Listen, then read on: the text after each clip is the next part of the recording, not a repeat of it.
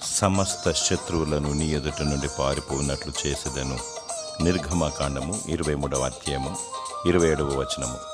ఈ లోకములో ఉన్నవాని కంటే నీలో ఉన్నవాడు గొప్పవాడు. ఆయన బలవంతుడైన దేవుడు, సైన్యములకు అధిపతి అయిన దేవుడు, ఆకాశ మహాకాశములు పట్టజాలని వాడు, తీర్పు తీర్చువాడు, న్యాయాధిపతి, దహించు అగ్ని, మరియు ఆయన పరిశుద్ధుడు, కోటి సూర్యుల తేజస్సు కంటే తేజమయుడు, సమీపించరాని తేజస్సులో వసించువాడు, శత్రువు, చీకటి సంబంధి, అన్యాయస్తుడు, నీతి న్యాయములు లేనివాడు, అక్రమస్తుడు, అబద్ధికుడు.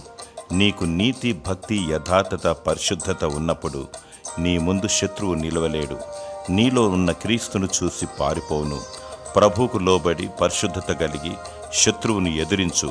నీ పక్షాన యుద్ధము చేయవాడు యెహోవాయే. ఆయన నీ శత్రువులను పారిపోనట్లు చేయును. భయపడకు.